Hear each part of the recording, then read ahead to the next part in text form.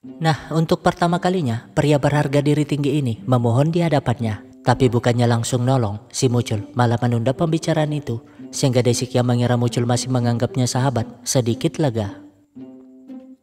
Beralih ke anak Desik satunya, dipanggil Markona yang sibuk sebagai sales apartemen. Tapi mendapat kabar dari ibunya, ia jelas buru-buru ke warung ayam, terkejut mendengar masalah ekonomi tersebut. Dan sebagai anak, ia tentu berjanji akan membantu. Padahal mah ia nggak tahu kalau suaminya bernama Guangsik baru aja resign. Sampai-sampai mertua Markona marah. Sudah tahu ekonomi abis Covid sulit, anaknya malah bercita-cita jadi pengangguran. Namun tiba-tiba Markona pulang, membuat mereka panik. Di mana Guangsik segera sembunyi di WC. Tapi masalahnya Markona pengen pipis. Kan mertuanya segera pakai sejuta alasan biar Markona tuh pakai WC satunya. Sehingga Guangsik pun bisa kabur seolah-olah sedang bekerja. 이가 회사에서 대출이 나오려나? 나와야 될 텐데. Di lain sisi, Sokjin sibuk presentasi usaha, tapi nggak ada satupun pedagang yang setuju dengan idenya. Ya, farm to market adalah usaha distribusi hasil pertanian ke para pedagang pasar. Tapi kan para pedagang sudah punya distributor sendiri, meskipun masih pakai cara tradisional.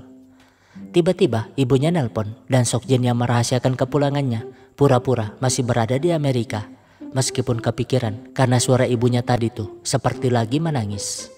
Hanya saja ia belum bisa menampakkan diri sebelum usahanya berhasil.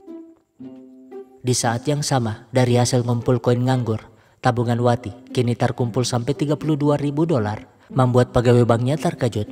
Berbeda dengan si Udin yang ke bank karena nyari pinjaman. Tapi kan, bank gak mungkin percaya kepada pengangguran seperti Udin. Ia bahkan coba minjam kepada bos Burhan, tapi Burhan juga kesulitan akibat ekonomi menurun abis Covid. Jadi, Burhan adalah adiknya si Gyute, di mana hari ini tuh Gyute pakai setelan jas terbaik miliknya karena pengen kencan dengan seorang wanita. Gak ngerti kalau putranya tuh gak mau punya ibu baru. Gyute sih gak peduli soal itu, tapi saat ingin berangkat, si Mucul malah nongol membawa wallpaper. 도배사 부른 거 아니었어? 아 도배사는 개뿔. Ya, Gyute lupa kalau bosnya ini sangatlah pelit, membuatnya terpaksa masang wallpaper sendiri. Rencananya sih mau ngerjain itu abis kencan. Tapi orang yang sudah menyewa tempat itu mengabari kalau ingin memakainya besok. Mucul sendiri malah sibuk mabuk bersama si Choi. Setuju akan berinvestasi di proyek itu. Toh ia percaya kepada si Choi yang dianggapnya sahabat. Bahkan mulai tergoda dengan rajuan si Jangmi. Berbeda dengan Desik yang di hari tuanya tuh masih harus jadi kurir ayam dagangan. Mirisnya sepeda dan ayam-ayamnya malah terjatuh. Membuatnya hanya bisa bersabar. Tapi 이번 주 당첨 금액이 300억이 넘는데요. ya itu lotre berhadiah, sehingga Desik pun mencoba peruntungannya. Di saat yang sama, Mucul yang mabok nggak sadar dengan Jangmi yang memasukkan sesuatu di sakunya, di mana Choi menawarkannya supir sewaan. Namun Mucul menolak, segera menelpon Desik untuk ke tempatnya. Alhasil, Desik yang mengira kalau Mucul pengen ngobrolin masalah tadi, buru-buru ke sana.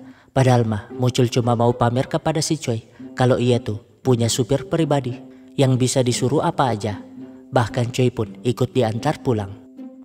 Awalnya Desik masih sabar, tapi saat sampai di rumah ketika ia menyinggung masalah itu, si pelit ini malah nggak mau membahasnya dan malah pengen membayar sewa jasa Desik. Itu pun pakai kupon lotre yang hadiahnya tuh harus dibagi jika menang. Membuat Desik akhirnya murka. Ya, selama ini Desik bersabar karena masih menganggap Mucul sahabat, sehingga si pelit yang ketakutan buru-buru bersujud minta maaf.